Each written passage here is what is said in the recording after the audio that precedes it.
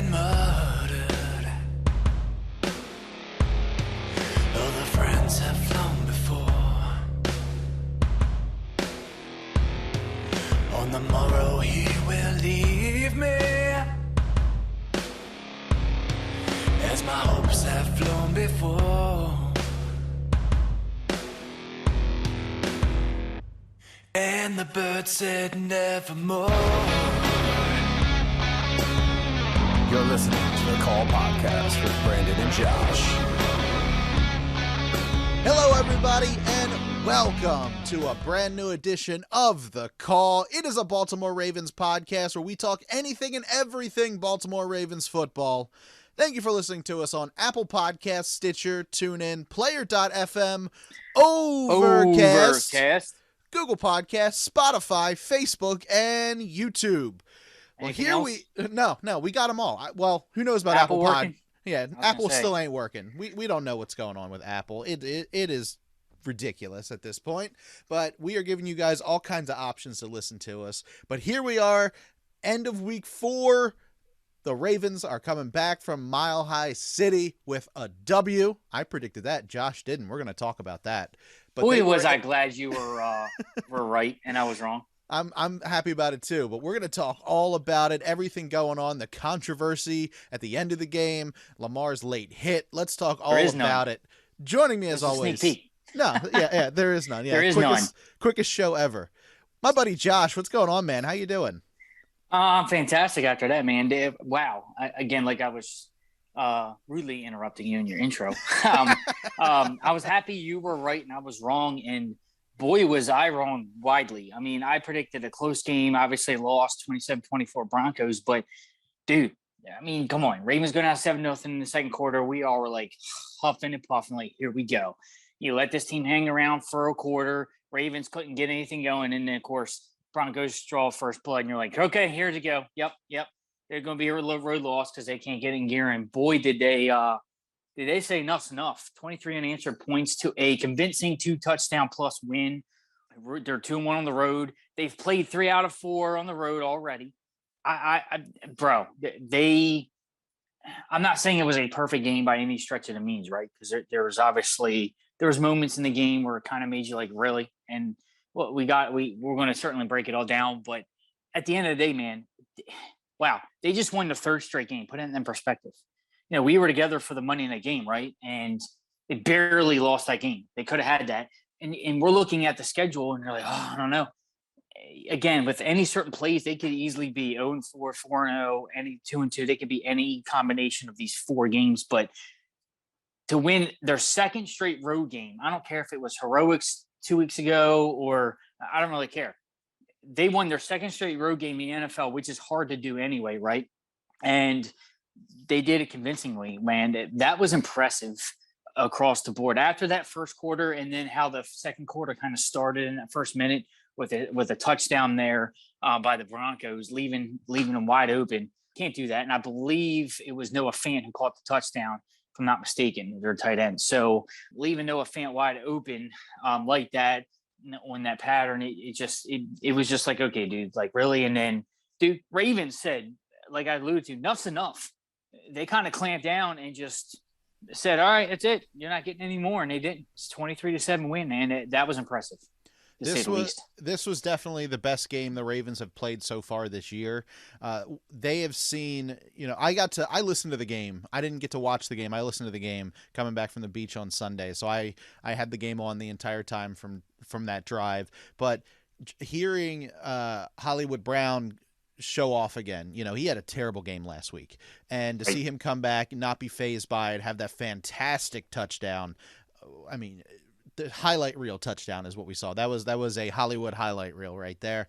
Seeing that, the defense doing their job, and this is probably the best they've looked all around, being able to stop the pass, stop the runs pretty well. Except Marlon Humphrey being drugged 30 yards almost, and it was a angry run winner.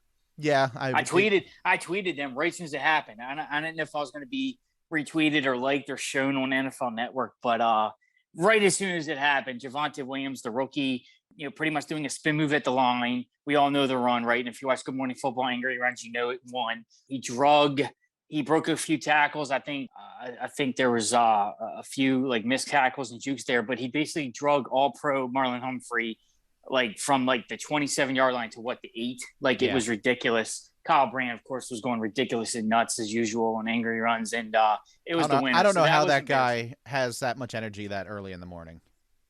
Who? Kyle Brandt. I love that segment. Like, obviously we disagree with wholeheartedly for what he said about the end of the Ravens game, which as soon as he said that, I kind of like turned the TV off. I'm like, nah, I don't even care about your opinion. I mean, opinions are opinions, but I have the right to turn the TV off too.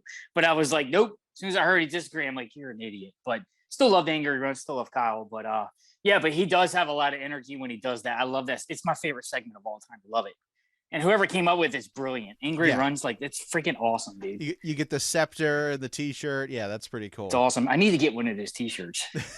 I gotta say though, Kyle Brandt probably went against everybody at the table just for television's sake. I think it was because someone wrote that on Twitter saying like, and I think it was Sarah Ellison, formerly of obviously Ravens Employment, thinks or someone responded to or somewhere. I think I have it saved, but anyway, you're right. Like and we're of course alluding to the end of the game, which in fact was wild in itself. Like I know, like you could maybe put this as a 4th game in a row, not to like say drama with like the score, but maybe just like how it ended. Because credit to the Broncos, right?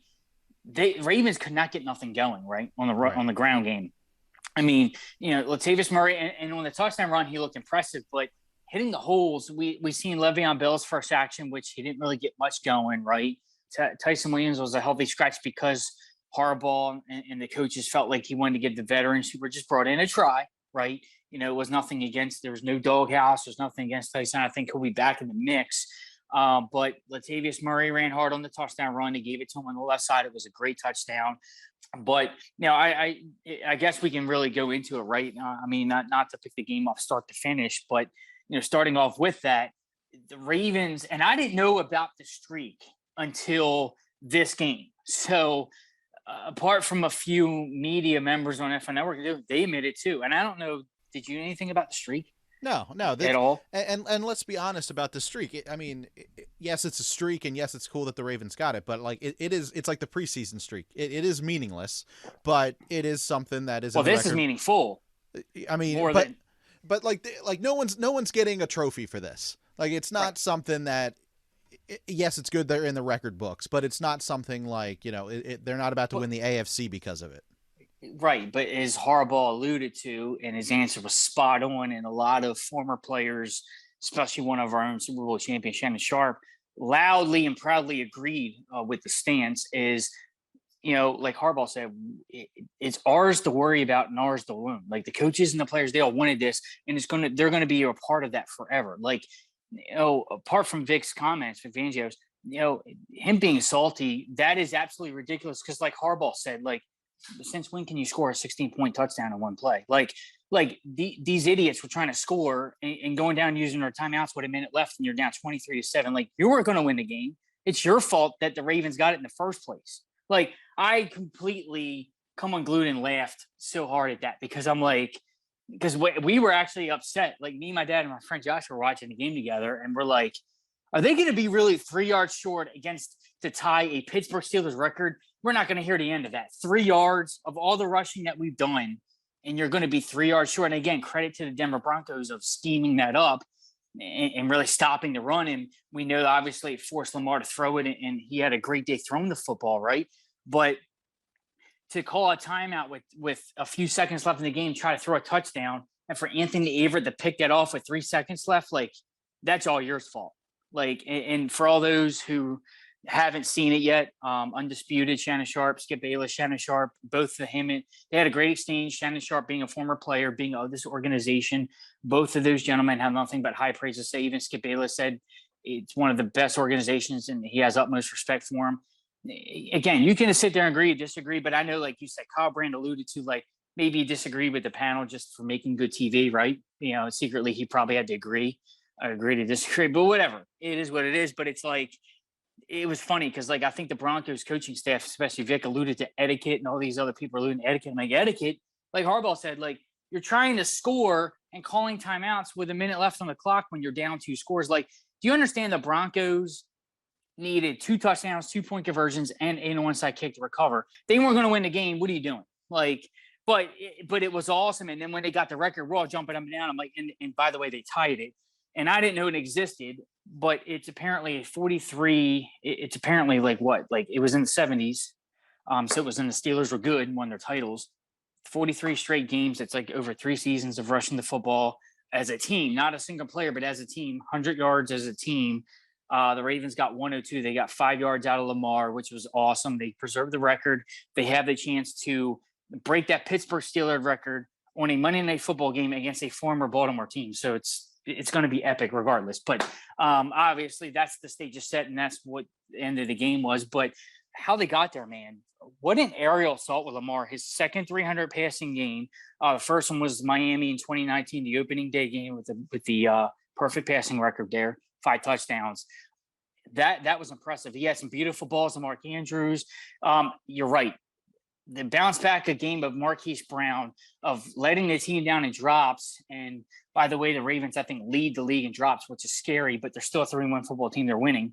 He laid out, and he laid it all out for that touchdown catch, which was one of the plays of the week. Fantastic, man. Fantastic efforts all around.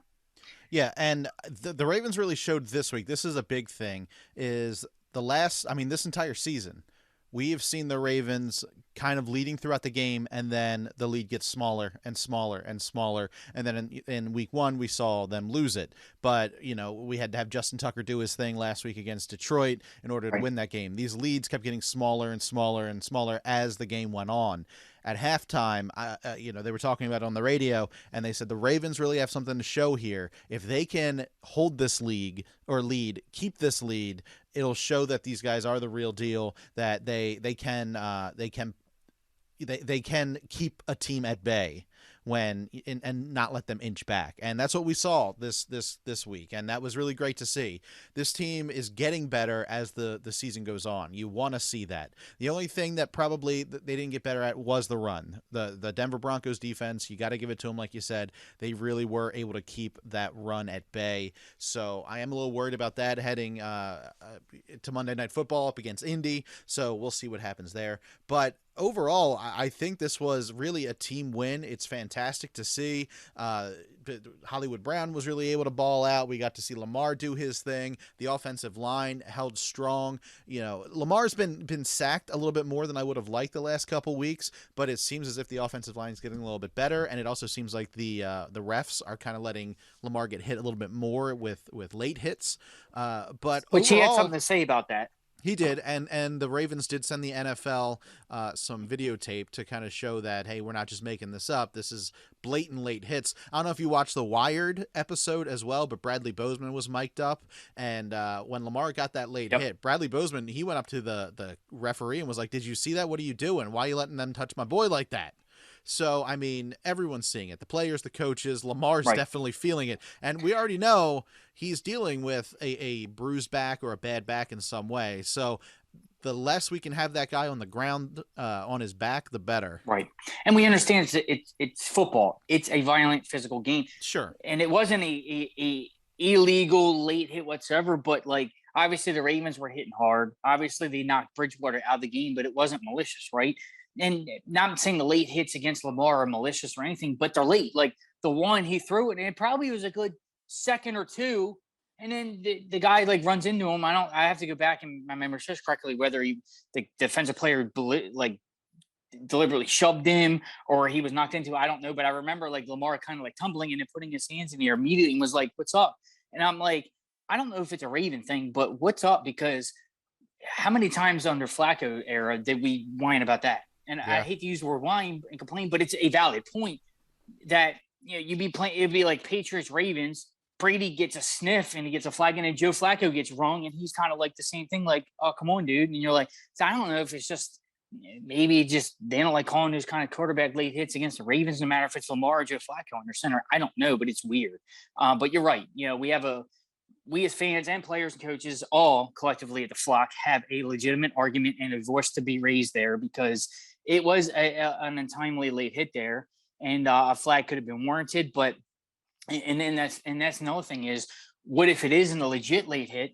And what if Lamar does tear his knee up or actually gets hurt, puts out for the year? Then you're like, really? It's just like, I don't know. I mean, with all the injuries to quarterbacks and all that, and we know with the faces of the league and all that, we know that the rules are there to protect the quarterback at all costs. Not to say they don't protect the other players, but we understand quarterbacks make the money. They make the league go around. We understand they make the money. So we have something to say about it here. But all in all, speaking of the body of work of Ravens, no turnovers, always equal a good game, right? Again, I could get on board with a loss, road or home, if the Ravens take care of the football, do everything right, and the other team just beat them.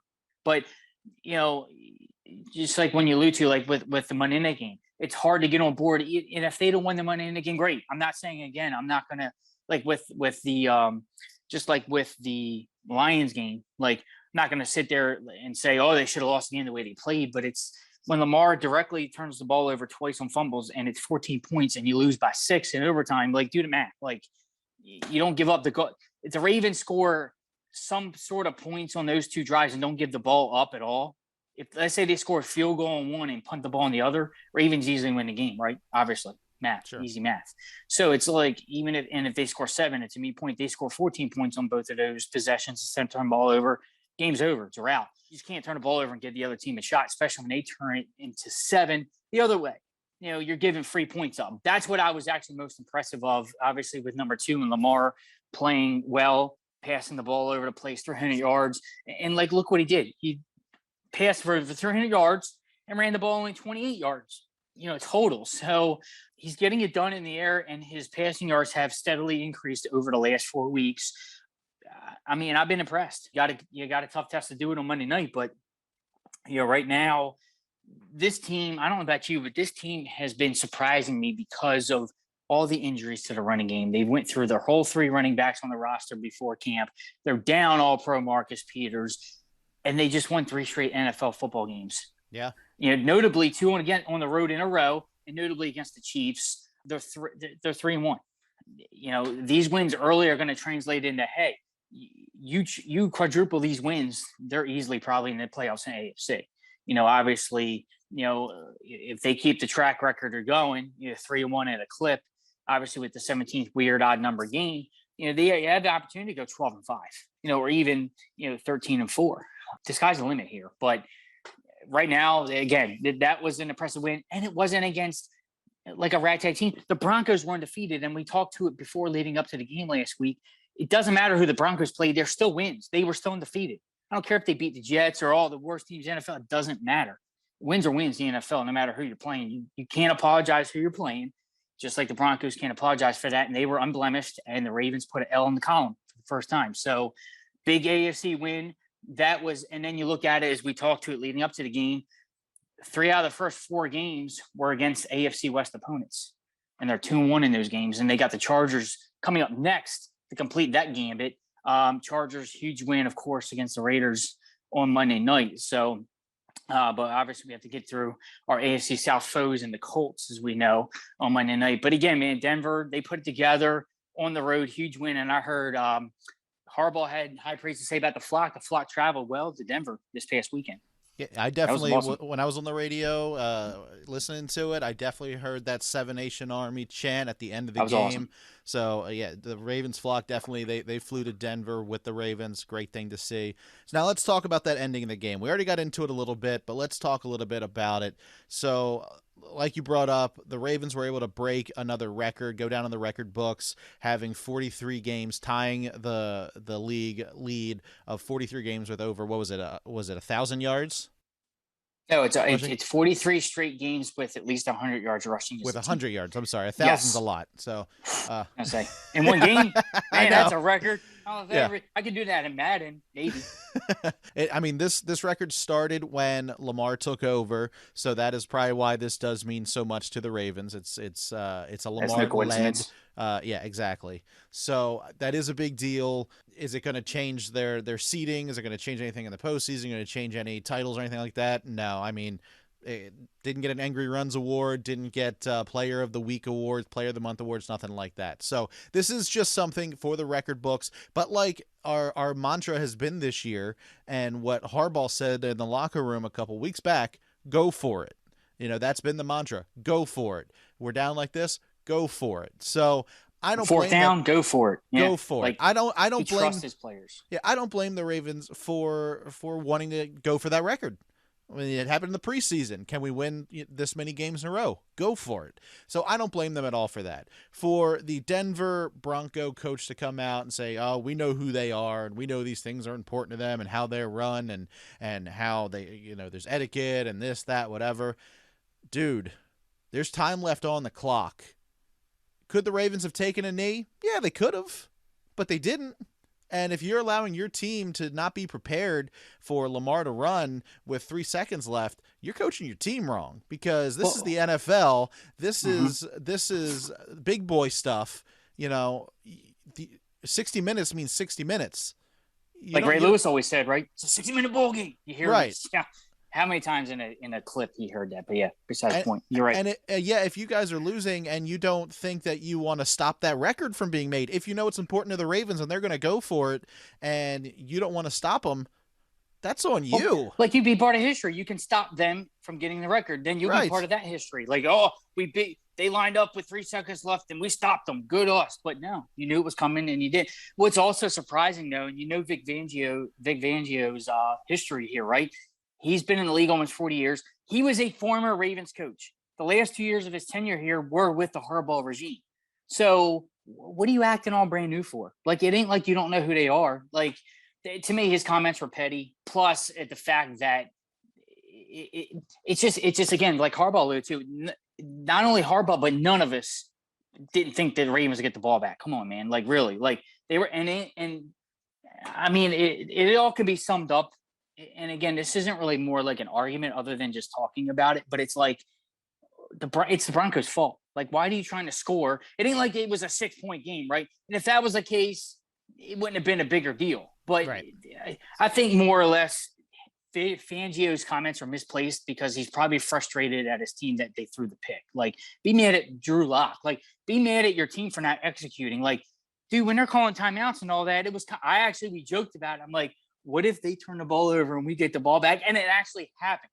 Like, again, like, everything fell into place for the Ravens. It was like a perfect storm. Like, why be mad? Like, it was a gift. Like, you actually just gifted the Ravens to tying the record. Like, right. I don't know. It just was like a unusual set of circumstances. Like, when the Broncos got the ball back, because they weren't calling timeouts, I literally looked at my dad and was like, oh, they have all 3 timeouts. They're probably going to at least try to do something. And remember, they could, like, let the clock running. I'm like, oh, they know it's done. And then for some reason, Brandon, it's kind of like they got their wits about him. Was like, oh, it's like 30 seconds left. We better get down the field. And then they finally, like, threw a long pass, called a timeout, and they were within, like, striking distance. And I'm like, it just was a weird sequence of events, like how the Broncos looked like they wanted to end the game. And then they were kind of like, oh, crap, maybe you could score. I'm like, yeah, you had over a minute left. Now you don't. So, yeah, I kind of credit more the Broncos goofing up than the Ravens act, because the Ravens shouldn't have had that. Ravens should have been 3 yards short, and it probably would have been a topic of discussion somewhere. But,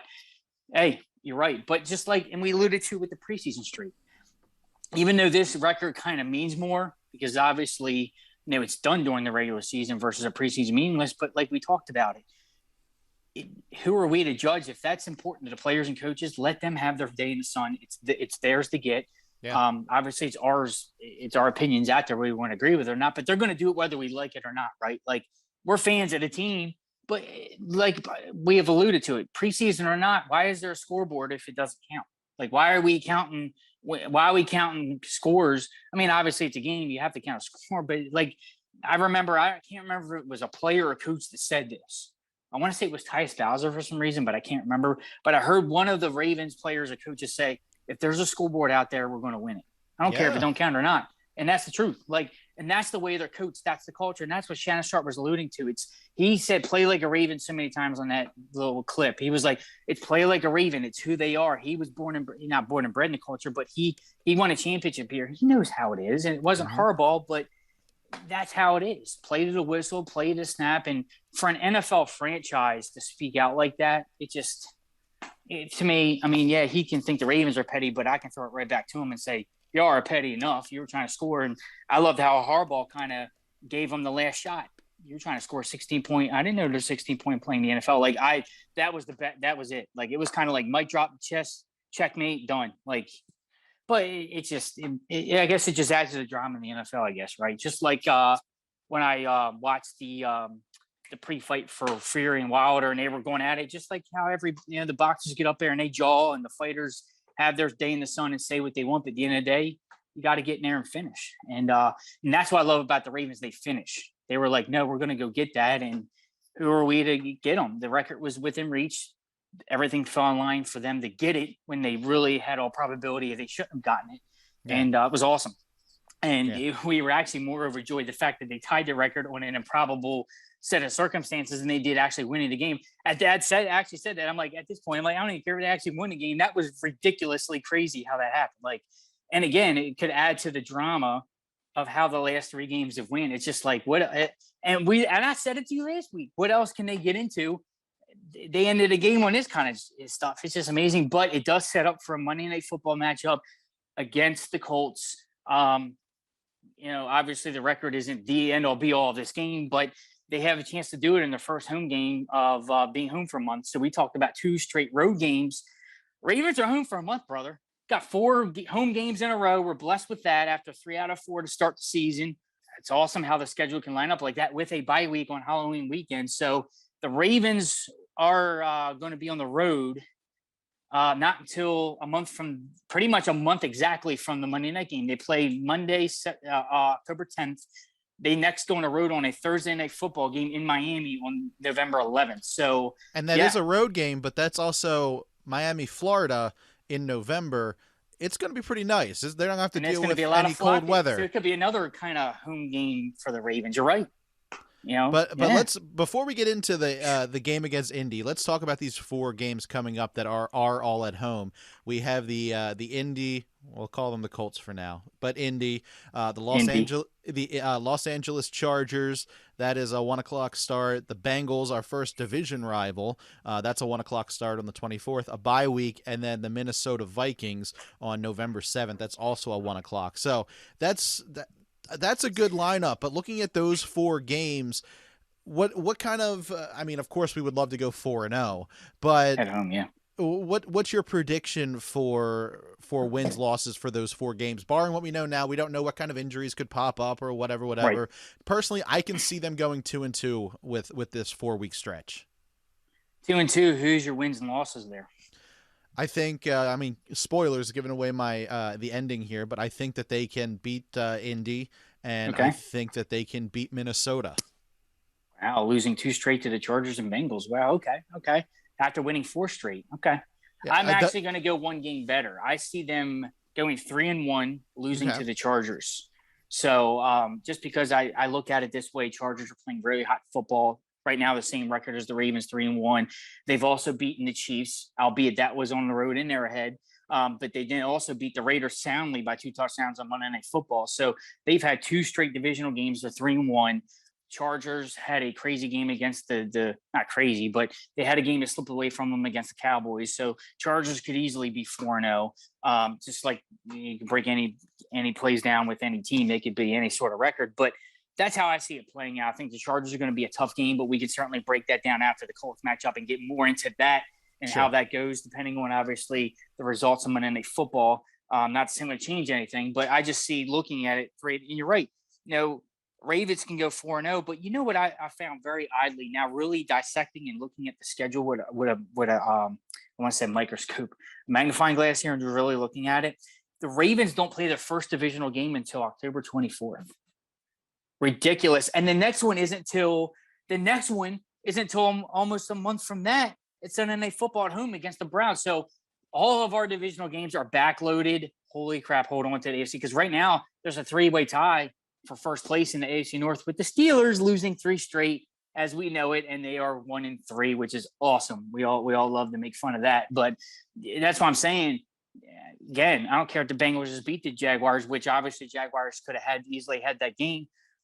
AFC North is looking very tough right now, and that Bengals game might loom huge in 2 weeks, depending on obviously the outcome. If both Bengals and Ravens, if the Ravens and Bengals actually can take care of business, that could easily, with the Browns, that's going to be for some sort of divisional lead somewhere. So that's going to be an all-important game at the end of October leading into the bye week. But you're right, man. it's going to be a great home stretch here before it gets crazy at the end of the year. Yeah, that Bengals game, I mean, in hockey, we like to say that type of game is a 4-point game because it's up against a division rival, probably one that you're going to be fighting tooth and nail with towards the end of the year. Right. That Bengals game, to me, I mean, I can see the Bengals really sneaking away with a win. The Bengals, they're nothing to like push over this year. They're a legit team. They're going to be a scary team on the stretch. So they are. And they the have fact young that talent. Yeah, 100. Yeah, go ahead. They have young talent, Jamar Chase, Joe Burrow as well. So the Bengals, because they're Bengals, I mean, we understand what last year was, but last year was last year. They're 3-1 just like the Ravens, so it doesn't matter. What I also found really odd, and not odd, but surprising, and I kind of forgot, I just alluded to it, right? The Ravens played their first divisional game at home on the 24th of October. They don't play until the Browns at home. So the first two division games are at home, Browns and Bengals and Browns. But on the heels of that Browns Sunday night game at the end of November, heading into December, they actually play two more straight AFC North games. They play the Browns, Steelers, and then Browns back-to-back in a 3-week stretch. So before coming home to the Packers. So, like, I mean, I don't want to turn this into like a kind of a schedule breakdown, which I don't really care because we're the call and we can kind of go where we want, right? But it's like looking at this schedule. I mean, I know we dissect game by game here and take it game by game. We got to get to the Colts matchup on Monday Night Football to end week 5. But it's like, hey, man, like this schedule, you might think that the Ravens, okay, if they're 3-1, if they duplicate that 4 times in a row, they're 12, 13 wins. But I'm like, bro, you got to take this game by game, man, because this schedule with these teams, anything's possible. And the Chargers are up and coming. The Bengals are up and coming. The Vikings are kind of a big question mark. We know what the Colts are, obviously 1-3, limping in here. They finally got their first win on Sunday. I don't know how they did, but they are one of the few NFL teams, along with both New York teams, that ended that skid. And the Colts entered this weekend at 0-3, and they finally got their first win. So I was kind of actually happy about that, because the last thing I want to do is face a team who was hungry at 0-4 on Monday Night Football, trying to get their first win and being a spoiler. So I'm not saying that they're not dangerous because of that, but I feel like it's less edgy because they're not that desperate anymore. And they kind of got that first win, and they're going to try to build momentum. But Ravens are riding a 3-game winning streak here. Coming home on a Monday Night Football game that they're going to be donning their black jerseys, purple pants is going to be ridiculous. Yeah, absolutely. And I mean, let's talk a little bit about this Monday night game up against Indy, welcoming them to town. Hopefully the Indianapolis is coming here on a Mayflower truck. Yeah, like you said, they're 1-3 right now. They got their first win this past week. This team has not looked good. Indy has not looked good this year. Carson Wentz, we know he's had a lot of injuries, a lot of problems with his ankles. He went on the COVID list for a little bit at the beginning of the year. He's definitely a guy that I think he can grit it out. He's gonna play those full 60 minutes. He's gonna try to work as much as he can. But I definitely see the Ravens defense being able to dominate this guy. They can make his life very difficult. If the defensive line can get to him and sack him as much as possible, make him uncomfortable, then the Ravens, I mean, that's going to be their recipe for success. Getting to Carson Wentz, not giving him a lot of time, doing as much as you can against him, forcing him to throw the ball maybe, because we know that their running game can be a little dodgy as well. But get to Carson Wentz, make his life uncomfortable, and I think that sack him as many times as possible. We know that a Dafe Owe can get away with that. His big thing in college in Penn State was that he was never able to get a sack. He's already proven in the NFL that he can do that, and I think this game you can really see what he can do. Him, Tyus Bowser, some other really good talent on this Ravens team. I think these guys could have a field day against Carson Wentz. I think so too, and I'm actually going to go a few better. I think as a team, this team, the Ravens defense unit, I want to see 5 sacks against Wentz. I'm gonna put a goal out there. I want to see 5 sacks total plus the bare minimum 5 sacks. If it's 4.5, you're running laps in my book. I want 5 sacks from this defensive unit. I certainly think they get the wins, and I'm not saying it's going to be a bloodbath or a blowout or anything like that. I mean, they are still NFL caliber players. Their teams, they all get paid to do the same profession. So, but we understand there are bad teams out there. There are good teams and there are great and elite teams. So we understand that. I mean, the Colts do present a problem, but it's more like the problem of, okay, they're in their way and they're going to play spoiler. They're 1-3 and they're desperate. They're 1 game ahead of the Jacksonville Jaguars are 0-4 in their division. But we understand that that division's still up for grabs because I believe the Titans 2-2, but the AFC South standings, I mean, they're right there. So it's not like, I'm not saying because the Colts are 1-3, they're out of the race at all. 2-2, correct. Yeah, they are too. I just pulled up 2, man. All right. So yes, I mean, they're 1 game behind first place. And in retrospect, they're tied with the Texans at 1-3. Obviously they're 1 game. So it's like they're 1 game. It's just crazy division.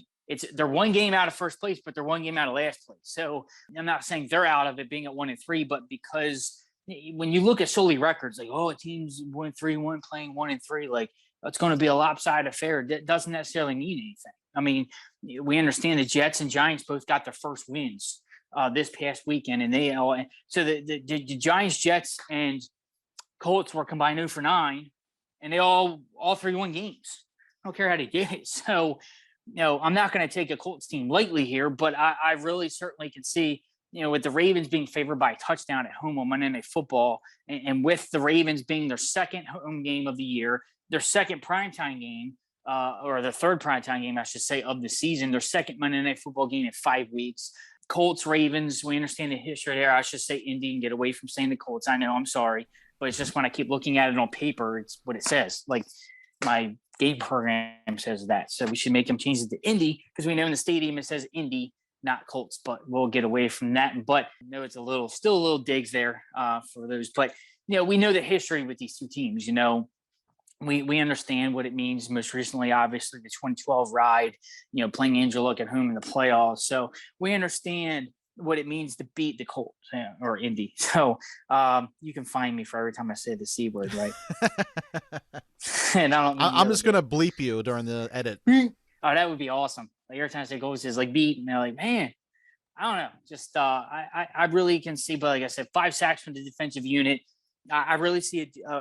I see a momentum shift for the Ravens. I think they're going to, even though we love to see them just barely get 100 yards every week to preserve or even at least break the record on Monday night. Then after that, I don't care, just break it. Especially because it's Steeler record. And again, I don't want to be stuck on that, but that means more when you can really stick it to people like and in that era. And what the Steelers were to accomplish in that 70s era with their championships and, with who was running the ball at that point. And not only that, but I don't want to focus too much on the running game. And I feel like I want to put a goal out there for the running backs to really get into gear, but you have to understand what the Ravens are up against. I believe Franco Harris was a running back on that Steelers team. Correct me if I'm wrong. That had that record. And obviously it was during an era, mid-70s, where they won those titles. I heard the second team on that list was a Buffalo Bills team at 35. That was O.J. Simpson. So I'm not saying, like, if anybody's going to write this record off, be careful because, number one, it stood for this. And that was also, I think, on the heels of the 70s, too, the Bills did it. So this record has been standing for, close to 40 years probably, well before I was born. So... And the fact that it's the company that they've beaten. And you think about the Ravens running attack in those 3 years. Think about it this year. Who'd have thought the Ravens would have preserved that record if you'd have figured out the record was even attainable before the season started? When Dobbins, Gus Edwards, and Justice Hill go down, you're probably thinking like, okay, well, the odds of that happening are slim to none because they got to bring in a whole new crew. And they're still getting it done.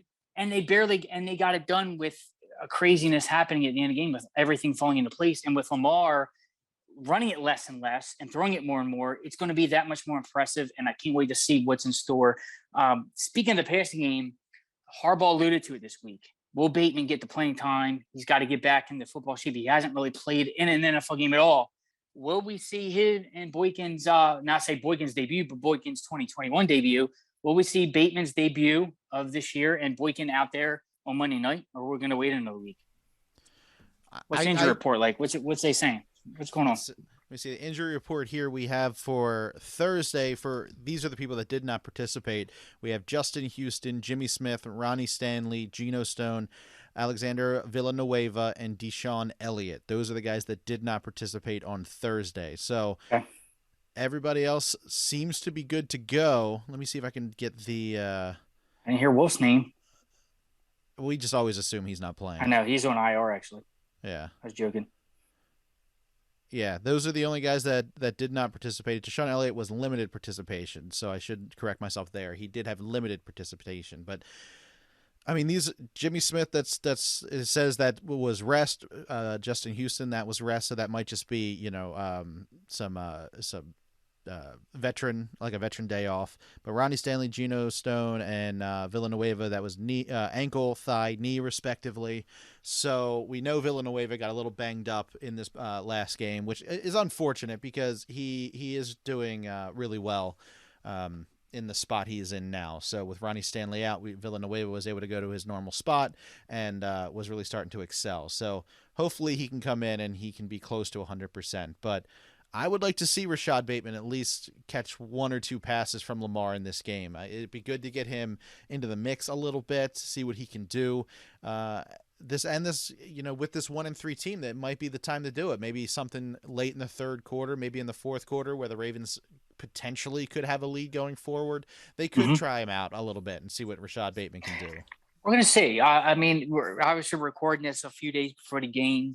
Harbaugh's still been a little quiet about it, kind of like that we'll see approach, but I like his approach. Like, you don't want to rush the guy back. He just got off the injury, this night. And coming off of that, you don't want to just rush him out there. And especially with the Ravens doing it, it ain't like they're throwing it for less than 200 yards a game. And you're like, man, we need help run a passing game. Like, we're just coming off a 300-yard game off of Lamar's arm, and with the personnel we're doing it with, it's kind of like, I'm not saying we don't need these guys, but it's like, when we get these guys back, it's going to be a huge boost. But what's the rush? It ain't like They're 1-3 desperate. They're 3-1 still winning the games with what they're doing in the personnel. So let's usher them back in. And I prefer looking at, again, I don't like to look ahead, but I know we just did with the schedule a little bit all the way to almost December, but looking at a Chargers matchup looming on, the Sunday following, which you're going to probably have to keep up with the Joneses there, right? Just like the Chiefs game.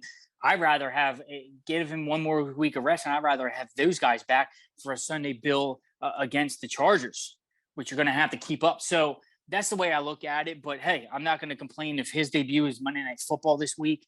But you had to figure his debut as a Raven's going to be at some point during this home stretch. So I'm going to get to see it, and I'm going to be excited about it to see what the guys got. Because again, before the injury, watching his camp film, and that's why I was really bummed not to see him in camp, because when I went, I was excited to see what he looked like up close, personal. So we'll see what remains there. We know where the injury report resides, but I really feel like the Ravens, again, with the goals of 5 sacks, I like that.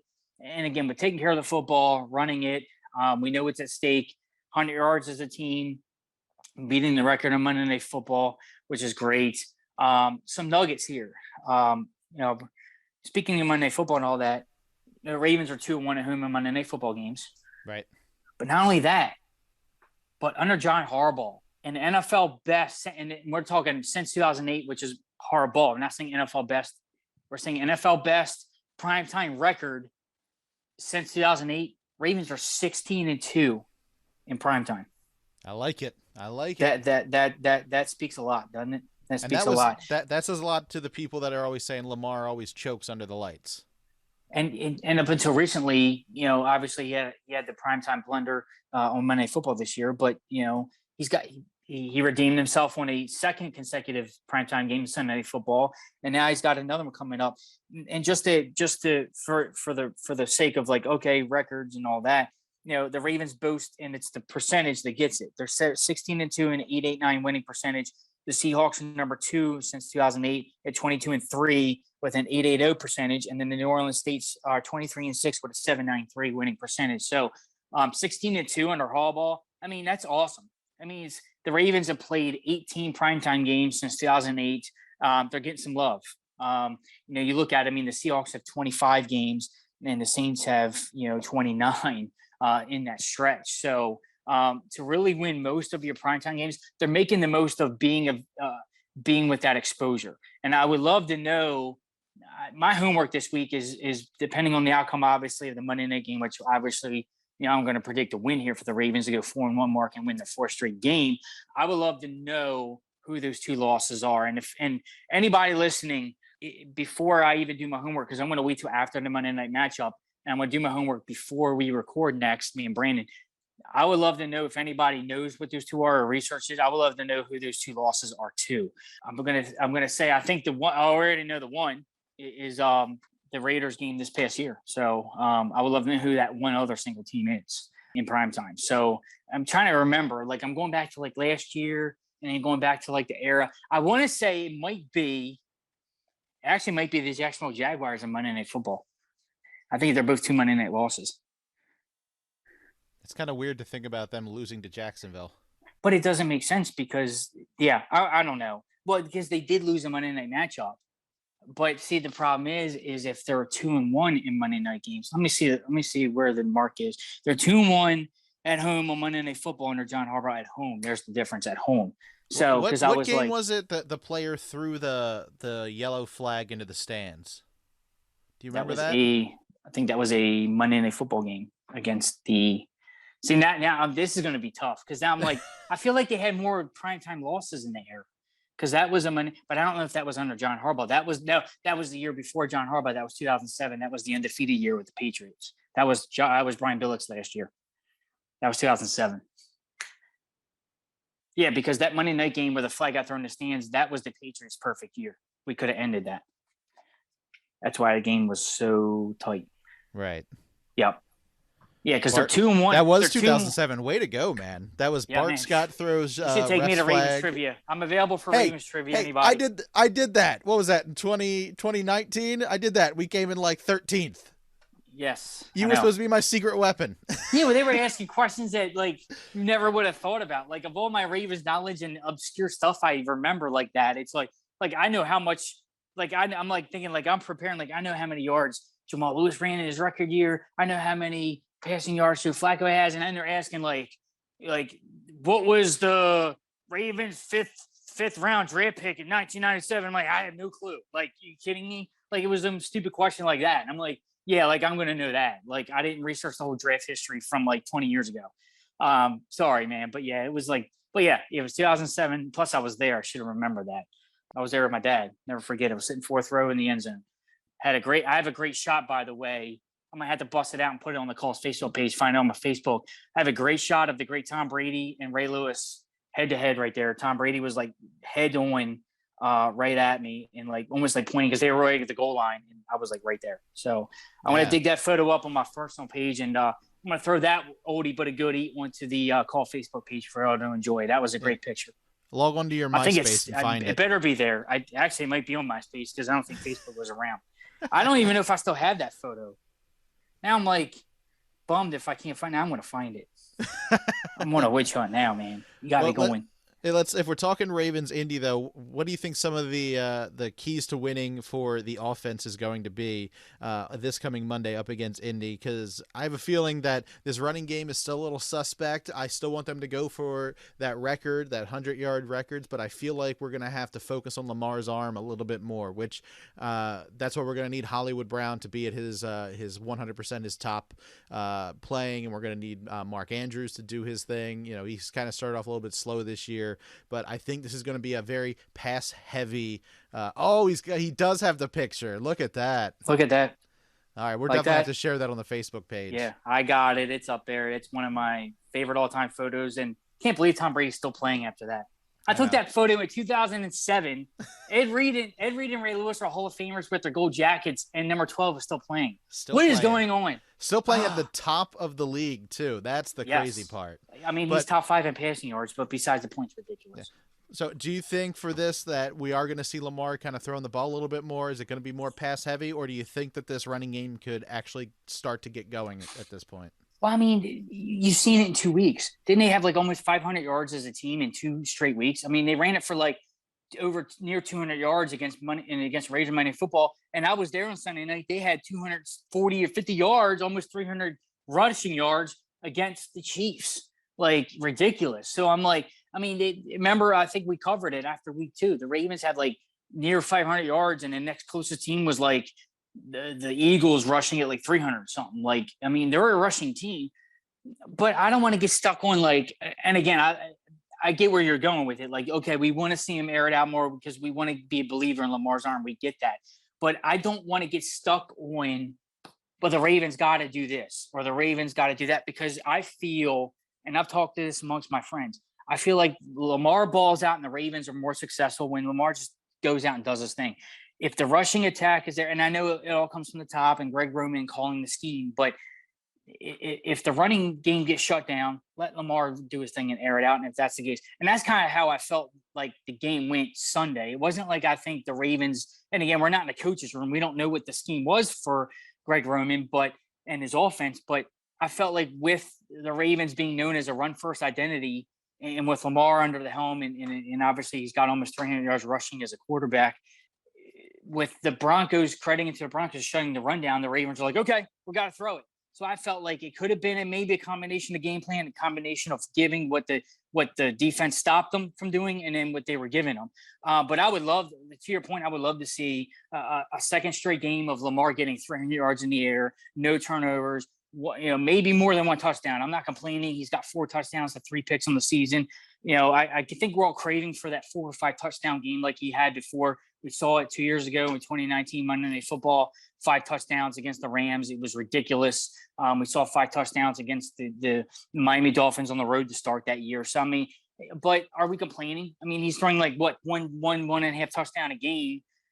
Obviously we're 4 games in. He's averaged 1 passing touchdown. He's got 4 versus 3 picks. So there you go. He's averaging 1 passing touchdown a game. I'm not going to complain. We're at a 3-1 record, but I feel like there's more on the table. Mark Andrews is yet to get a touchdown, and he's on a touchdown drought. I don't think he's caught a touchdown well since last year. So obviously he hasn't had one this year. We need to get Mark involved. I'm going to put another one out there. Yeah, I'm a guy about goals today for Monday night. I want Mark Andrews to get his first touchdown of the year. 89 is going to get a touchdown. I think Lamar throws for 3 and for 300. I'm going to say Lamar's goes 3 for 3, 3 touchdowns, 300 yards, no turnovers. Rushing attack gets it done, maybe with a $120, maybe around that to get it on the ground. But the Ravens got to play what they've been doing, complete Ravens football. Taking what the defense gives them. It's still going to be a tough game. It's going to be a tough out. But I don't think, looking at the Colts offense and what they can accomplish, we knew Jonathan Taylor is going to be a stud for them. He's their J.K. Dobbins. They come out of the same draft, I believe. So, it's going to be, who takes care of the ball more and who doesn't make that mistake. And I feel like the Ravens, if they can duplicate that no turnovers formula, and with the home crowd and the home cooking, and I'm going to be there rocking and the flock and the purple walls, and we know what they can bring, it's going to be a tough time for Carson and company to get done on offense. And I don't think they're going to fall short, but I think the Ravens are going to have a second big win, more than 2 scores. I think they can get it done. I think it's going to be a 27-10 bout with the Ravens here winning. That. 27-10, right for the score. And it's going to be a great way to end week 5, early October style. It's going to be awesome. And as we know, the purple pants, black jerseys, we know the last time it was alluded to on Ravens Twitter land, the last time the Ravens wore that combination of black jersey, purple pants, it was to end Lamar's kind of that first year, 2018. It was the Mosley interception to seal the win against the Browns to send them to the playoffs. Good game. We have some special memories there. So some fans were liking to point that out. Said the last time we wore this jersey combo, it was awesome. So Ravens are going to get it done. Can't wait to see how it plays out. But to your point, man, in airing it out would be fantastic. And you can't forget about the run. Hopefully they definitely get the 100 yards as they need. Would be fantastic to break that at home in prime time and make a statement about that. But for Lamar to really connect 2 games back-to-back over 300 yards and have his third one in his early career, that's going to say something to, again, it's not about proving the haters wrong or the naysayers, but it's like, look, what Lamar's been accomplishing, let him go, let him fly. And I really can't wait to see what's in store for Monday night. Yeah, I can see the Ravens definitely coming away with a win on Monday night. I want to say 34-17 as the final. I can see the Ravens coming away with a win. I want to see what these guys can do. Come on, I need to see Lamar throw it more. Like you're saying, let's see what he can do, but I think he needs to. I don't think the running game is strong enough to really help this offense out and seal the deal. So he's going to have to throw it, I think. You know what? I agree with you there. I don't think you're right for a sustainable 17-game schedule plus playoffs, right? If we get there, you're right. I don't think this group is going to be getting it done. And then the last thing you want to do is having Lamar having to run 100 yards himself because the crew can't get it done. So you're right. It's good now, but he might have to go 300 or 400 yards in the air and limit the turnovers and mistakes and fumbling it. It's going to be a tall order, man. It's not going to be an easy task. And yeah, I agree with you. I don't think I'm a believer for a holistic season with this crew, and they might have to trade. Plus, with Indy looming, there has been rumors out there that the Ravens should be a trade partner for Marlon Mack, who's third on the depth chart for the Colts. I say Colts again. You're going to bleep it. I gotta stop it. Because I keep looking at the thing on my thing and it says even though Ravens app says Colts versus Ravens. I mean, come on, it says Colts right there. Every time I see this, I give up. I'm done. But anyway, I don't even know what I was saying anymore. What was I saying? I don't know. That they were trading for somebody. Marlon Mack was a potential trade partner with the Ravens, that the Ravens should trade for Marlon Mack. Obviously, the Indy's depth chart got it right this time. Is Jonathan Taylor, Nyheim Hines. See what happens. But I don't know. I mean, obviously, with the Ravens situation, they're very, very much against the cap. We'll see how it goes. Trying to look through my notifications here for one last point. I thought one of the Colts players was in the injury report. Nyheim Hines with a shoulder popped on the injury report. That is something to monitor going through the weekend. That is the Colts backup running back. I might just don't care anymore. I love it. Yep, it's all it says. Hines shoulder pop up on injury report. So something to monitor going into the matchup. Their running game could be banged up, but for the most part, coming out of the Broncos game, Ravens coming in this game without mentioning obviously the 50 players they probably have on IR at this point. It seems like they are coming into relatively healthy. We understand that we'd love to have Ronnie Stanley back. We know Jimmy Smith has somewhat been in and out, but right now it doesn't look like, as we covered it earlier, any Ravens are in danger of missing this game. And for right now, I mean, things can change in the environment in the NFL practices, but as of right now, it looks like we're going to have the same personnel as we did in Denver. And that's good because, I mean, it worked in Denver. Let's hope it works here back home in Baltimore up against Indy. So, Josh, have we covered everything for this episode of The Call? Got one more thing before I make our famous closing. All right, one more thing. What we got? We are recording this, obviously, October 7th, a day before Purple Friday. October 7th is a day we always remember here in Baltimore. It is supposedly the day that Edgar Allan Poe died. That's correct. So I thought that was very unique to record today. So with that being said, rest in peace to great Edgar Allan Poe. Quote the Raven, nevermore. There you go. Well, guys, if you want to continue the conversation with Josh or I, you can. It's real easy. All you have to do is tweet to either one of us. You can tweet to me at BrandoCash. Josh, where can people tweet to you at? Always at the time, JQ52. Now go over to our Facebook page, facebook.com/thecallpodcast. Like us over there. Whenever a new show comes out, you'll be the first to know. Hopefully, we'll be able to figure out what's going on with Apple soon. But until then, we do post our show on Facebook directly and on YouTube, and it's available on a lot of different other podcast platforms. But if we ever find out what's going on with Apple, we will definitely let you know over on our Facebook page. So go like us over there. Now we do the show for free. You listen, stream, and download for free on Apple Podcasts, Stitcher, TuneIn, Player.fm, Overcast, Google Podcasts, Spotify, Facebook, and YouTube. All we ask in return is for you to please spread the word about the show. Write us an Apple Podcast review. Let people know on Facebook and Twitter and Tumblr and Pinterest and Instagram and Reddit and Snapchat and Twitch and TikTok. Anywhere you're social on the web or with your phone. Say, I'm a Baltimore Ravens fan. I listen to The Call, and you should too. So that is pretty much it for the show this week. Last little piece of advice I can give everybody before this game on Monday night. Check it out on ESPN+.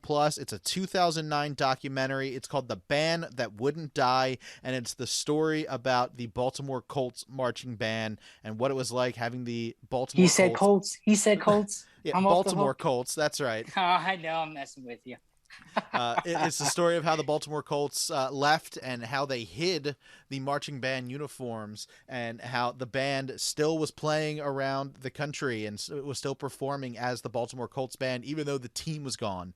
So if you have ESPN Plus, I have to recommend watching The Band That Wouldn't Die because it's an absolutely fantastic story, and it'll tell you why people are still upset to this day about why what it was like. And if you go back, I think it was in 2019, I interviewed a guy named Jim Bigwood on The Call. If you go into our archives, you can check out that episode of The Call, and he was actually live on air on the radio working at that radio station, WBAL, as the Colts were leaving town. So you can check out that interview with him, and he gets to tell you firsthand what it was like to be around and be working in media at that day as it was happening. So watch that on ESPN Plus. Check out The Call archives, and you know what? I'll find it as well, and I'll post it to the Facebook page so people can check that out again. So lots of stuff for you guys to check out before this Monday game against Indy, and then hopefully they'll be leaving on a Mayflower truck with a loss. Every time you say Indy, I think Indiana Jones.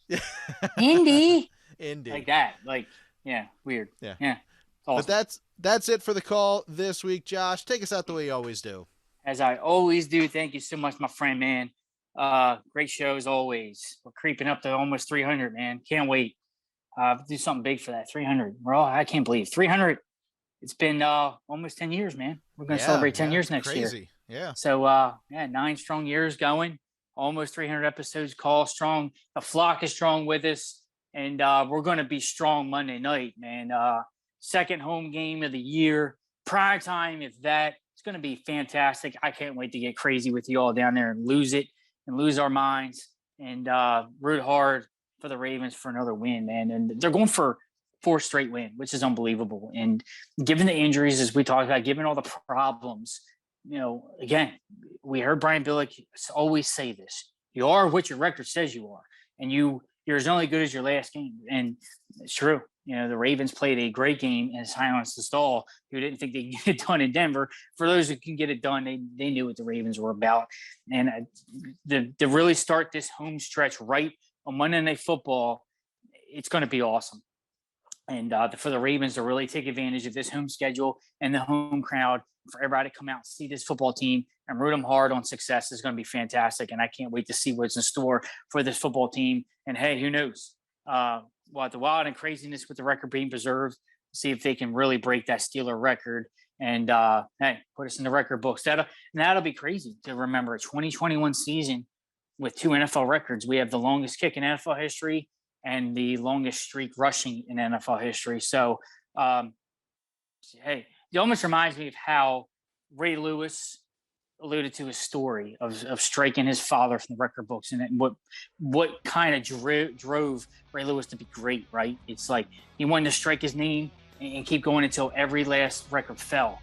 And it's kind of like the Ravens mantra, man. It's just, they don't care. They don't care about your feelings. They're going to get it done no matter what. They're going to go for it. They're going to do whatever it takes to get it done and to do what's best for them. And who are we to stop them? And Indy's in the way. Don't think they're going to stop the Ravens on Monday night. Everybody get ready for some Monday Night Football at the Big Crab Cake, as Chris Berman always alludes to it. With that said, Monday Night Football, Indy, Ravens. Let's fly high.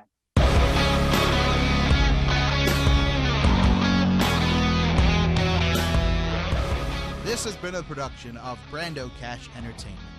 Music by Brad Lepore and Daniel Kelly from the DBK Studio.